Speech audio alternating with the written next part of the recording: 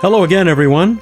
I'm Mat Kaplan, Senior Communications Advisor at the Planetary Society and former host of Planetary Radio. Here's the third in our new monthly series that brings the best of the Planetary Society book club to PlanRad listeners. This month's guest is very special to us. Dava Sobel is so much more than a science communicator. Galileo's Daughter, A More Perfect Heaven, Longitude, The Glass Universe, Planets, and her most recent masterpiece, The Elements of Marie Curie. I've read and recommend all of them.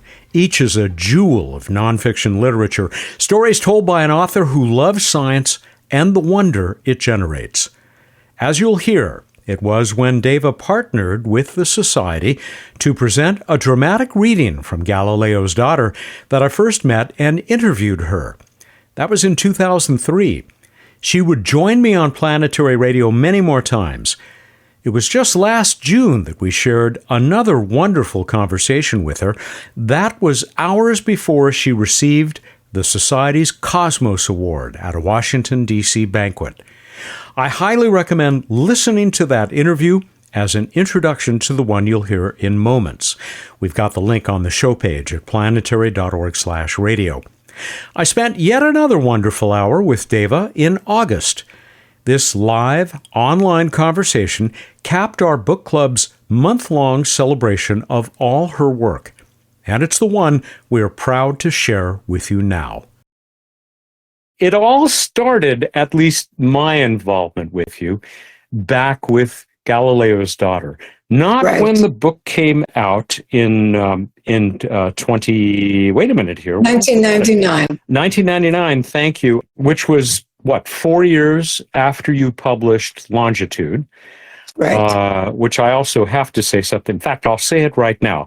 Longitude, the true story of a lone genius who solved the greatest scientific problem of his time, a winner of the British Book of the Year Award. But I did not know until today you were also awarded, get this, the Harrison Medal from the Worshipful Company of Clockmakers. Yep. Congratulations. And that was, an award named after the central character in the book, right? Yes. Well, it's a rather new award, or was then. Everybody loves the name of the Clockmakers Guild in England. That is how they are known, the Worshipful Company of Clockmakers. Absolutely wonderful. I was delighted by that book, but I didn't read that until after I read Galileo's Daughter.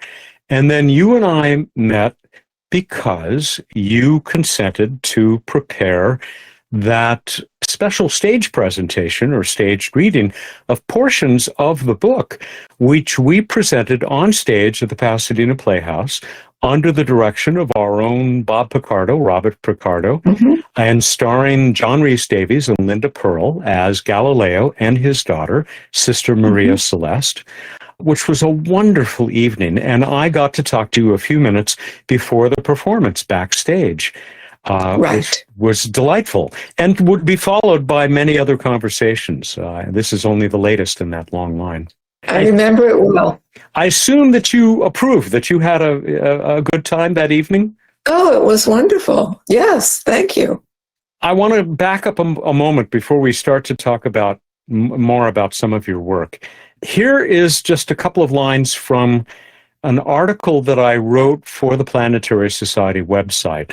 The Planetary Society's board of directors recognized that Dava's writing stands as testament to the power of storytelling in science.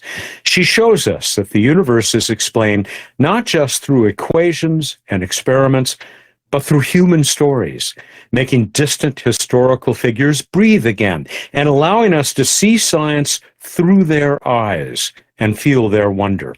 These gifts made her an ideal recipient of the Cosmos Award. And you are only the sixth recipient. Does that strike home for you, that reaching for the human element that is so much a part of all science?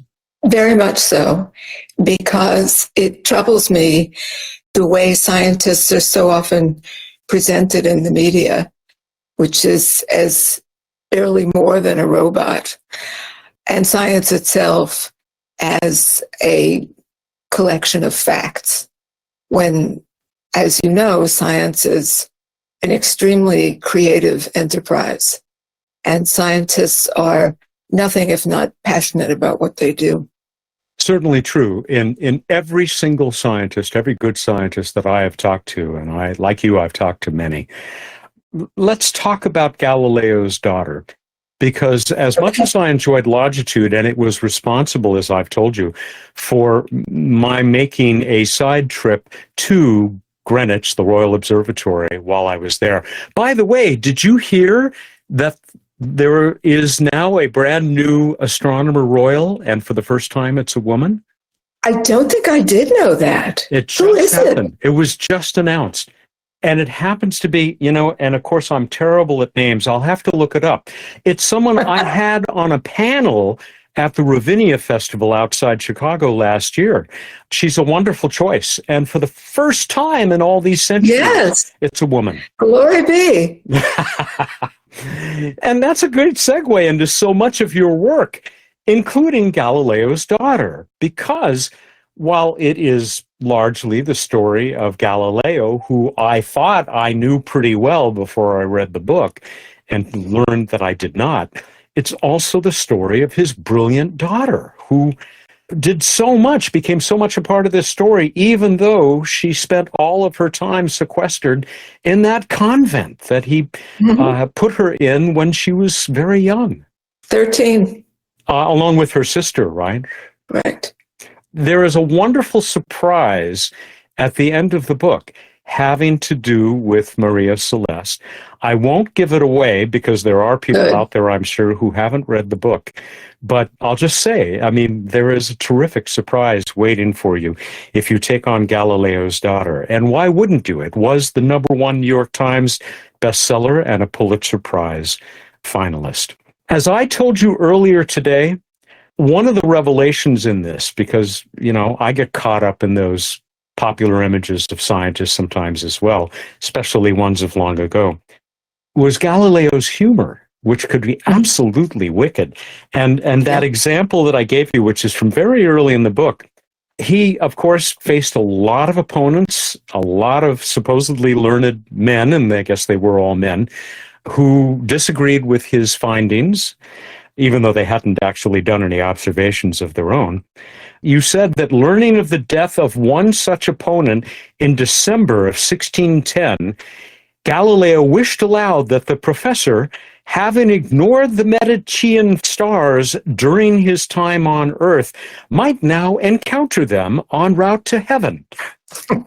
Very, very good. And would you please explain the Medicean stars? Yes, they're the moons of Jupiter. When Galileo made that discovery, he very candidly dedicated them to the young Cosimo de' Medici. It was a good ploy because it got him a job at the Medici court.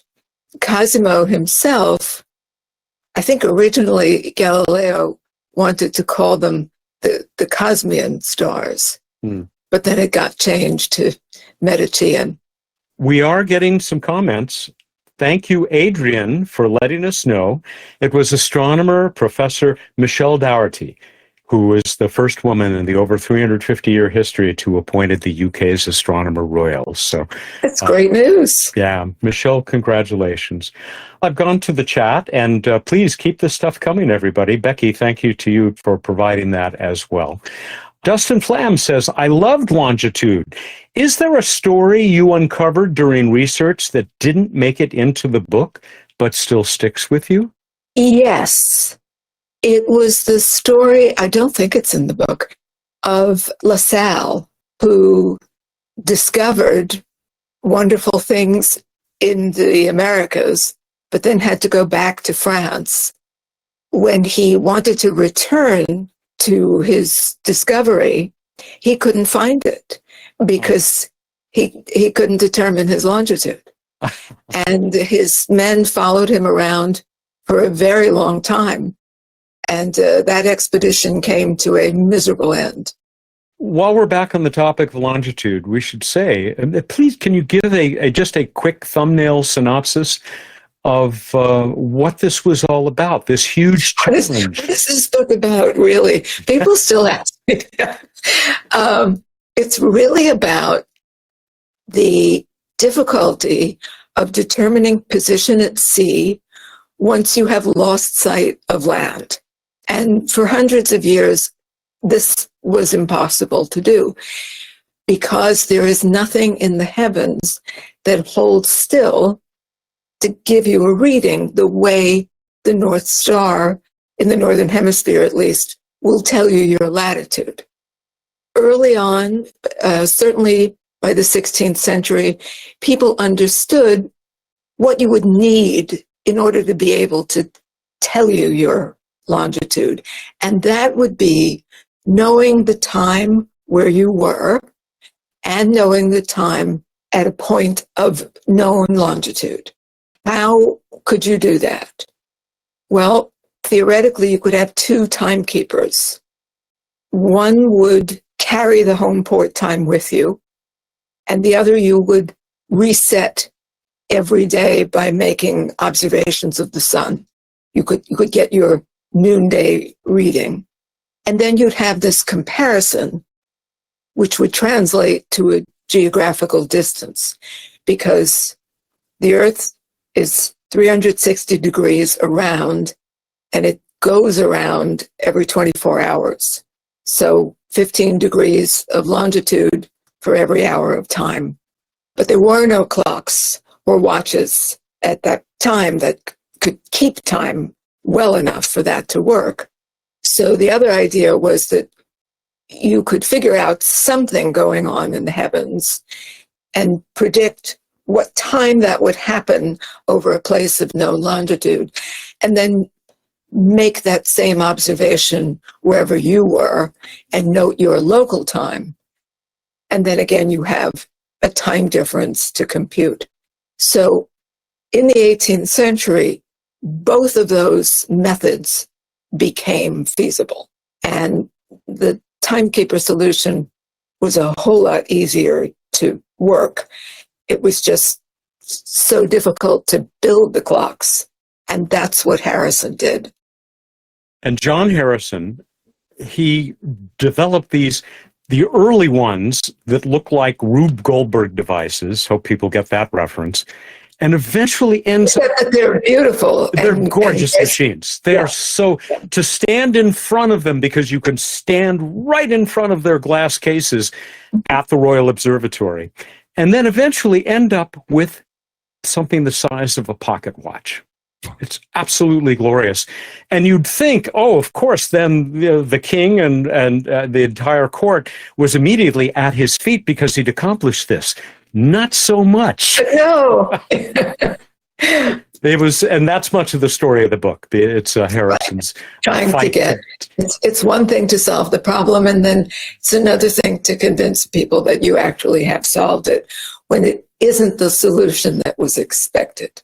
Wonderful story, and great that you were able to bring this name that so few people are familiar with, John Harrison, to light around the world.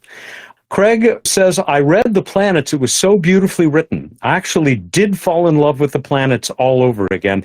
So many lovely passages. The one that jumps out for me is, the parched moon pulls at Earth's seas as though jealous of them. I will be reading the rest of Dava's work now. Oh, thank you. I really loved working on that book. That was really great fun for me. The full name of the book is The Planets, A Discourse on the Discovery, Science, History, and Mythology of the Planets in Our Solar System, with a chapter devoted to each of the celestial spheres. By the way, Dave... Wait. That isn't the title. No? Just all I know is The Planets. It's just, unfortunately, the title was just The Planets, which was not my title. My title was How the Planets Came to Earth, which is really what the book is about. That's wonderful. Why didn't they use that? I don't know. Editorial judgment. Yeah. Yeah. I will tell everybody, if you have not read The Planets, it is a gorgeous book. you do get those beautiful illustrations, which are wonderful. Which are all by Lynette Cook. And that was another lovely experience working with her. Mm. She was really known as a space artist then. She's gone on to do other things now, but that was a joyous collaboration. There are two quotes that you use to open the book. One of them, of course, from our founder. I'll read it. This is from Carl Sagan in The Cosmic Connection, an Extraterrestrial Perspective. In all the history of mankind, there will only be one generation that will be first to explore the solar system. One generation for which, in childhood, the planets are distant and indistinct disks moving through the night sky, and for which, in old age, the planets are places, diverse new worlds in the course of exploration. That still gives me the chills when I hear it. I feel so fortunate to have been part of that generation. Me too. I mean, because I remember reading my astronomy books that I would take out of the storefront library in elementary school that said, who knows if we'll ever visit the planets, and we'll probably never be able to tell if there are planets going around other stars. And now we know that there are more planets than stars in the galaxy. It's a wonderful time. It has been a wonderful time to be alive. Up until recently, yes. Yeah, we might talk a little bit about that as well. The other thing that you can find throughout the book, The Planets, is poetry. Wonderful selections. Here is the one that you use to open the book from Diane Ackerman, The Planets, a Cosmic Pastoral. At night, I lie awake in the ruthless unspoken, knowing that planets come to life, bloom, and die away, like daylilies, opening one after another in every nook and cranny of the universe. That's another goosebump one. You bet, yeah. I'm happy to say Diane's book of planet poems has been out of print for a long time, but it is being reissued I think this year, if not this year, early next year. You know, that might make it a terrific selection for our club for this. Oh, yes. So I've just put a star next to that, and we will look into it. Highly recommended. Excellent. Thank you. There's a longer passage from The Planets that I want to read. Your words, my voice, but I hope to do it justice. But I have to ask you up front, first of all, do you still have a planet fetish? Well, yeah. Yeah. What can I say? I have various little, I don't know if you can see how much you can see behind me. I brought Galileo along, but I have a lot of little planet models. What was Galileo holding there in his hand? It's a telescope. Of course. Yeah. First to point a spyglass at the sky. Here's the passage that I wanted to read to you.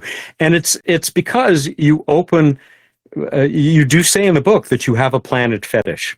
Here is the opening of the chapter about the moon, Earth's moon, our own moon, capital M, that you titled Lunacy.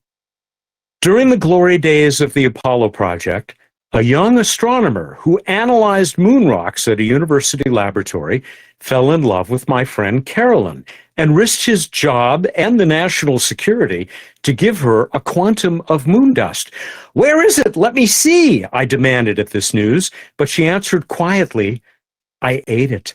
After a pause, she added, "There's so little." As though that explained everything. I was furious. In an instant, I had dropped from the giddy height of discovering the moon right there in Carolyn's apartment to realizing she had eaten it all without leaving a crumb for me. In a reverie, I saw the moon dust caress Carolyn's lips like a lover's kiss. As it entered her mouth, it ignited on contact with her saliva to shoot sparks that lodged in her every cell. Crystalline and alien, it illuminated her body's dark recesses like pixie powder, thrumming the senseless tune of a wind chime through her veins. By its sacred presence, it changed her very nature. Carolyn, the moon goddess. she had mated herself to the moon somehow via this act of incorporation. And that was what made me so jealous. That is a true story. Thank you. Of course, I assume no less. I read that in part, I mean, first of all, because it's about as sensual a passage as you'll find in any book about astronomy. But also, in addition... Now that's a distinction, Matt. Thank you. There you Thank go. You. Yeah. There ought to be an award specifically for that. Well, I tell you, one of my favorite reviews, I think it was New Scientist about Longitude, said, Miss Sobel has apparently done the impossible and made horology sexy. I totally agree. Absolutely. But I also read that passage because it's such a good example of your prose that fills not just this book, but all of your books. Thank you. Let's jump back to this book, Galileo's Daughter. It seems to me that a central theme that you address in this book, and that Galileo was forced to address, whether he wanted to or not, you describe it at one point as the battle lines that he saw forming between science and scripture.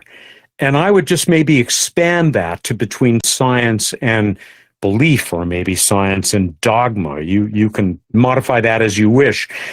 And you showed that Galileo saw no conflict between these two treasures of humankind. Is that how you feel about it? I think it's possible to have both, as he did.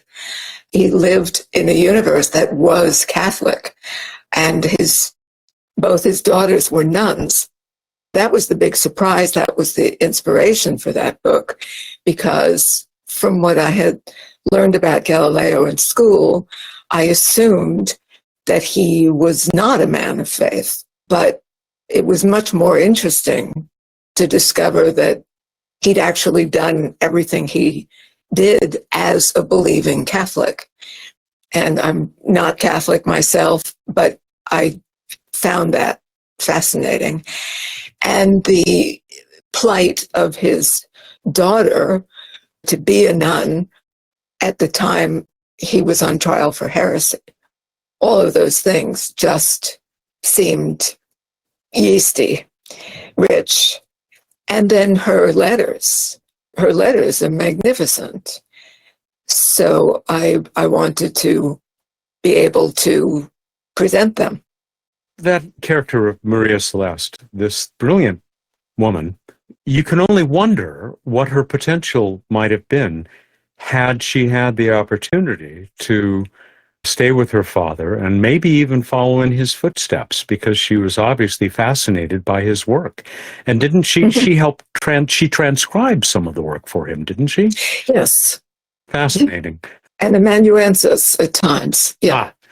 And just the first of many, many women whose stories you've documented across the years. We'll come to Marie Curie before we finish this conversation. But I think of the glass universe and those wonderful women who finally now, partly thanks to you, have begun to receive some of the recognition that they earned when they were doing their work in the late 19th and early 20th century. Yeah, there are even a couple of streets in Cambridge that have been named for two of them. Oh, that's great. Back to Galileo's Daughter. When the church did its ruling, and it's so interesting, the story, because early in the story, it looks like even the Pope, who's kind of Galileo's buddy, the new Pope, they all think he's brilliant and they like his work. He was brilliant, yeah. Yes. And slowly things turn against him, largely for political reasons. And that when finally the church, the Pope, ruled against the Copernican view of a sun-centered solar system, how it stymied science primarily in Italy. I mean, you talk in the book about how scientists, natural philosophers as they were known, in other nations sort of pitied their colleagues in Italy, but their work went on. Well, that was one of Galileo's arguments, that if they banned Copernicus, then the Protestants would figure out how the universe worked and the church would be embarrassed. I was going to say, with apologies to Barbara Tuchman, do you maybe detect a distant mirror in this story of a time in which science Such a great title. Do you see relevance for the current day in this time when the powers that be were saying, "Oh boy, do I." Yes. Galileo is still used in trying to make a case for science. We are 400 years past Galileo, 100 years past the Scopes trial, and where are we? Sadly, where are we going with the decimation of funding for science, whole agencies, the Environmental Protection Agency? You know the news as well as I do. I can't go there. Sadly true. All right, let's go to a somewhat happier part. Something about the book that really, it made me appreciate Isaac Newton even more. Though Galileo anticipated so much of what he would build on. That was pretty clear. I mean, his studies of motion, even ignoring his study of the sky and what he discovered there. It's absolutely fascinating. Motion and even the concept of relativity. I love that section in the dialogue where he talks about having people on a ship in the cabin and having a fish in a bowl or some insects flying, and you can't tell whether the ship is moving or standing still, that all of those motions will look the same. And this goes directly to what Einstein credited for his beginning to think about relativity, being in a falling elevator. Exactly. So, it sounds like the falling elevator thought experiment. Yep. Fascinating. Another one that struck me was, Copernicus, who realized that, the planets are moving against the stars, which look immobile because they're so far away. But it was Galileo who then, I learned from your book, said, you know what? I bet someday we're going to have telescopes powerful enough that we'll be able to do the parallax calculation and figure out how far those stars are. And it happened 200 years later. He was 200 years ahead of himself. And this I don't remember that he said that. Yes, it's right there. It's in the book. Okay. Well, you didn't mention the 200 years, but you did say, of course, it came to pass.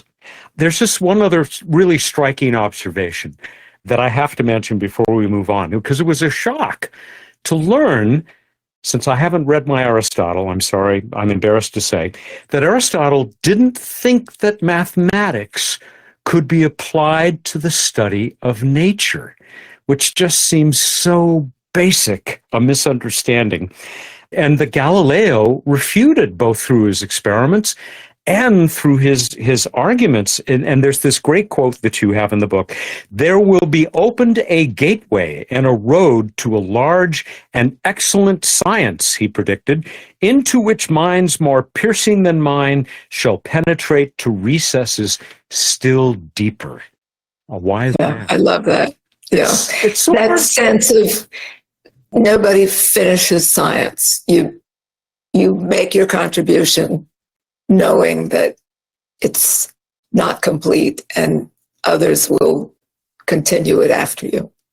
But it's also so difficult to believe that for all of those years, thousands of years, 1,000 or more years, that there wasn't the connection made. I mean, now, of course, it's like a cliche.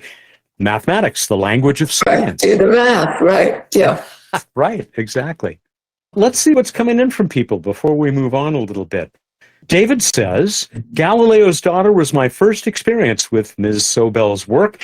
I have read many of her other works. I was fortunate to meet her at a DPS, Division of Planetary Sciences, meeting at which she was doing research for her Planets book." So I guess you were at least one DPS meeting. Oh, I was at several. I was at enough of them for people to start saying to me, "Are you still working on that book?" Yeah. Talk about your process. You don't churn these out every year. Oh, no. No. There's so much work that goes into It's slow. It's slow. Yeah. there's a lot of research, and then there's a lot of thinking about how to frame the story, especially with the planets, because it's not really a story. The obvious approach would be to treat each planet perhaps in the same way, how things about it were learned, how it entered historical knowledge, and maybe associate each planet with a particular scientist. But I knew I wanted to write a book about the planets, but that just bored me. I couldn't see that would be interesting enough to write or to read, because there are already hundreds of books like that. So what could I do that would be more engaging? And the thought that helped me was, everybody knows the names of the planets, even people who are not the least bit interested in astronomy. Everybody knows the names of the planets. Why? Well, they learn about them in mythology. They learn about them in astrology, science fiction. I bet there are enough of those avenues to have one for each planet and be able to talk about the planet in the language of that viewpoint. But you also brought such romance to these descriptions of these neighboring worlds. As I said, I had a great good time. Yeah. The one chapter I worried about was the Jupiter chapter, because it's called astrology. Carl Sagan had already died when I was working on this, but of course, one of his crusades was against the demon-haunted world and any kind of pseudo-scientific belief. And I thought, what would he say to me if because it starts off really talking in astrology lingo and talking about Galileo, who had to work as an astrologer at times, as did Kepler.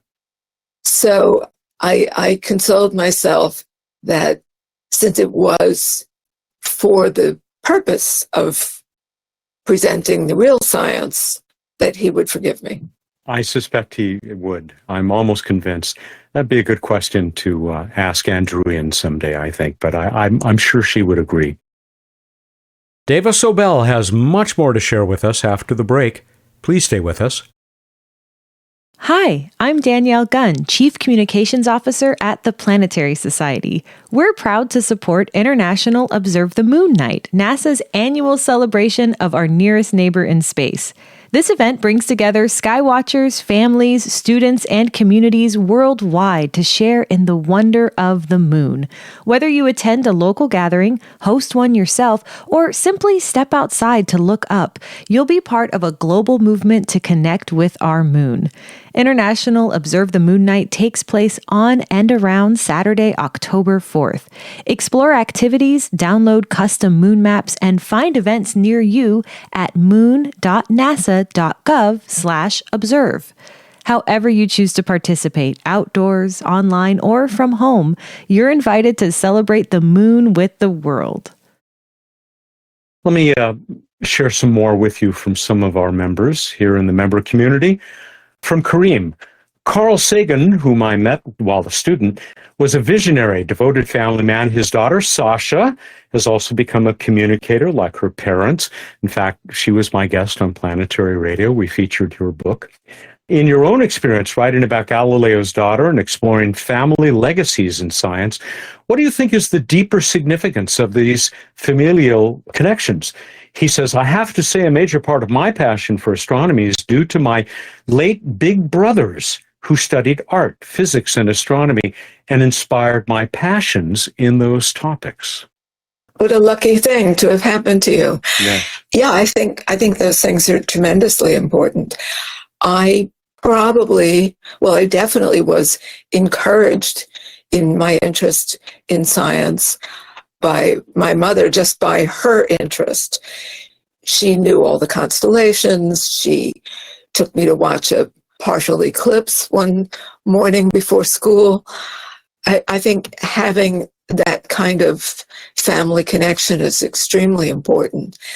Matt, you mentioned we're going to talk about Madame Curie at some point, but her family story. So she and her husband were scientists together and had two children, and their older daughter followed her mother into the lab and also was a Nobel Prize winner. And then the daughter's two children also became scientists. So that's a real dynasty. Yeah. And her other daughter accomplished in her own way. Yes, arts, right? but not a scientist. Yeah. David adds, I'm currently reading A More Perfect Heaven on a tablet. A More Perfect Heaven. The correct full title for that one, I think I have this one, A More Perfect Heaven, How Copernicus Revolutionized the Cosmos. How does one get the chance to see, I guess we could read it, but it's my firm opinion that plays should be seen more than read. You wrote a play, right? And the sun stood still. Right. So the play was really the impetus for the book. When I first learned about Rheticus, the person who visited Copernicus and convinced him to finally publish the book he'd been writing all his life, I thought it would make a great play. This was back in 1973. And then I think I tried to think about it, but I really didn't know how to write a play. And about 30 years later, I still didn't know how, but I was determined to do it. And then the play became the center of the book because my idea for the play was that it would be a great vehicle for a university theater department. And I was preparing all the supporting documentation so that when the play was done by the theater department, the language departments could be involved, the European history could be involved, theological studies. There are many, many aspects to Copernicus's story. And my publisher said, well, you should put all that together and make this a book instead of a play. Give the whole background story up to the time of their meeting. And because the meeting is historical fact, it's just what transpired in the meeting that no one knows. And then they were together for 2 years. So that's the play. And then pick up the story from the publication of the book and what happened afterwards. So the play appears in the book, but I knew when the book came out that the play really couldn't stand up on its own feet. It wasn't dynamic enough. But when I was on my book tour, in most cities, a couple of local actors were always willing to come and read a scene or two from the play. And the theater company in Boulder, Colorado, did a fantastic job. And I went back to them and asked if they'd be willing to give me a workshop to try to improve the play. And they got a grant. I think it was the National Endowment for the Humanities grant. Those were the days. And we had a week-long workshop. And on the first day, the director pointed out to me that the play had an extraneous character, that there was one character who never interacted with Copernicus, and that if I got rid of him, the whole focus would become clearer. It was such good advice. I never stopped thanking him. So I rewrote the play, and it was published separately. But more importantly, that theater company in Boulder gave a world premiere, and it ran for about a month. That was just so exciting to really see it on stage. That's wonderful. I'd love to have that opportunity someday. I think somewhere I have a DVD of the play. Oh, here's a couple more comments. Michael says, just noticed this read, and I think he's talking about the planets, is approaching its 20th anniversary, which must be about right, because it was in 2005 that you joined me on Planetary Radio. Actually, it was a show that came out on Halloween 2005 to talk about the... That's when the book was published, October of 2005. There you go. That's One of the right. first, apparently. It's the 20th anniversary. Happy anniversary. Thank you. We've heard from Becky already. She's added, I'm a scientist and a writer, so my passion is trying to increase communication skills for scientists. What one piece of advice would you give scientists about their writing? Great question. It is a great question. But when scientists write for scientific publications, they have to meet the expectations of those publications. And it discourages them from presenting their work in a more creative way. And I don't know what to do about that. Some scientists really are able to communicate with a wider public. Certainly Carl Sagan could do that. I have a few others I could name who have that ability, although they may not have the time or the motivation. Sagan used to say that if you receive public funding, you should spend maybe 10% of your time telling the public what you were doing with their money, which is a great idea.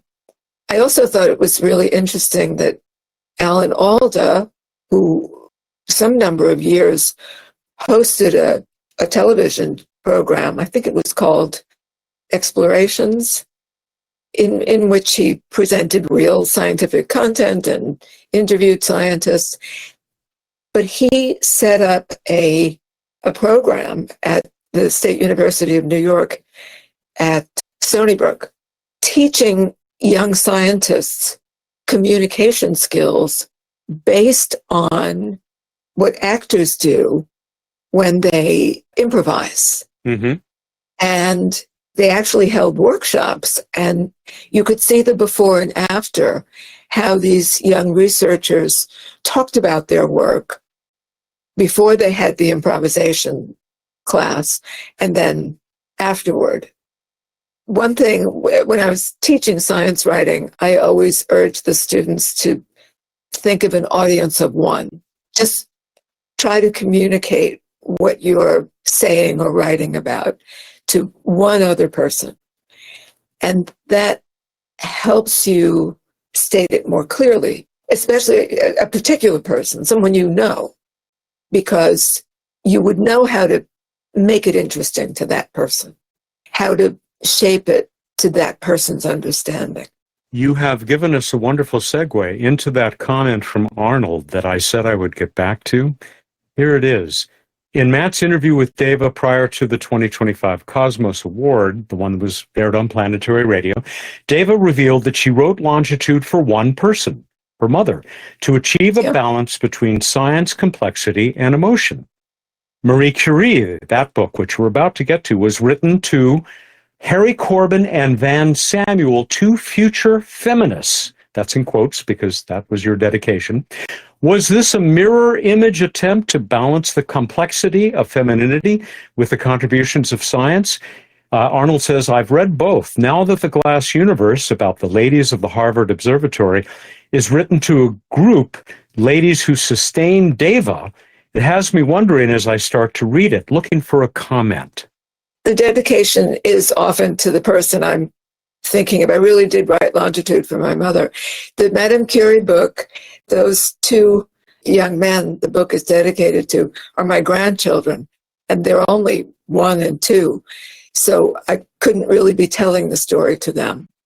Nevertheless, what I was reaching for there was the sense that Madame Curie had, which was you can be a woman and defend women's rights while really having wonderful, loving relationships with men and not having any misandrous thoughts or feelings. Let's talk about your most recent book. Here it is, The Elements of Marie Curie. How the Glow of Radium Lit a Path for Women in Science, just published last year. We talk about it in somewhat greater detail than we'll be able to this evening in that Planetary Radio conversation. Again, you can find it on the website or in your favorite podcast player. But I found this to be just as revealing and fascinating and exciting a read, as beautiful a read, as the Galileo book. Even though it wasn't about astronomy. Even though it wasn't about astronomy. But there are astronomical connections. Yes, absolutely. Which I don't really talk about in the book, but it was so interesting to be in a time when there was a periodic table of the elements, but it was incomplete. Her life had so much to do with filling it in and figuring out the structure of the atom, the source of the elements. Of course, now we know that they come from the stars. Yes, other than hydrogen, which was around, well, even it was not there at the beginning. The stars come from the hydrogen. Yeah. Exactly. Those of you who've read the book know this to be the case. Those of you who haven't read it, you don't know Marie Curie, Madame Curie. You need to read this book to find out about this absolutely amazing woman. Just as one example that I was not aware of, would you talk about what Marie felt compelled to do for her adopted country, France, during World War I? Yeah, she knew that X-ray would completely transform the treatment of wounded soldiers. And she also knew that the technology was new enough that it wasn't widespread. And only the largest hospitals had it. Only some doctors knew about it. So she created a mobile X-ray unit. She got someone to give her a car, and she outfitted it with the equipment and started driving it around to hospitals, first in Paris. But what she really wanted to do was take it out to the field hospitals and as close as to the front as the army would let her go. And over the course of the war, she personally outfitted 19 vehicles like that and did learn to drive. So she didn't need a separate driver, would drive them to places. It was important to get close to the battlefront because if you had to transport the wounded to a hospital, then it took time and the wounds would get infected and it would be too late. And so it was not only taking the x-rays, but convincing the doctors of how powerful this tool was, and then teaching them how to interpret the x-rays so that they were useful.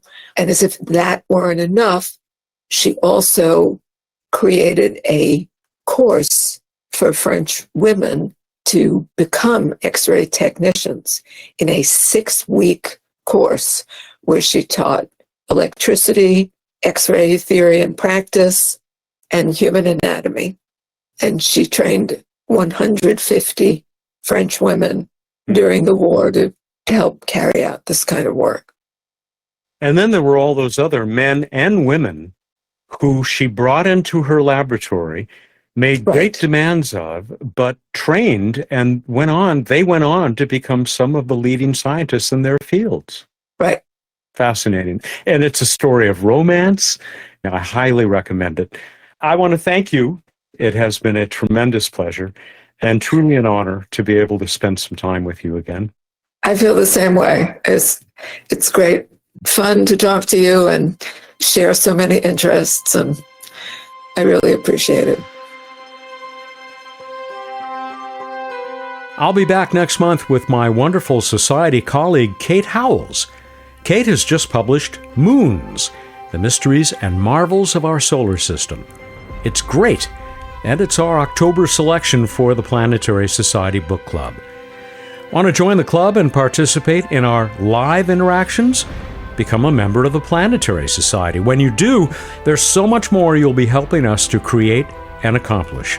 Visit planetary.org/join to learn more. Planetary Radio is a production of the Planetary Society. Our associate producers are Ray Paletta and Mark Hilverda. Casey Dreyer is the host of our monthly Space Policy Edition. Andrew Lucas is our audio editor. The Society's member community is led by Amber Trujillo. The producer and host of Planetary Radio is Sarah Al-Ahmed. Josh Doyle composed our theme, which is arranged and performed by Peter Schlosser. I'm Mat Kaplan, your host of the Planetary Radio Book Club Edition. And until next time, Ad Astra.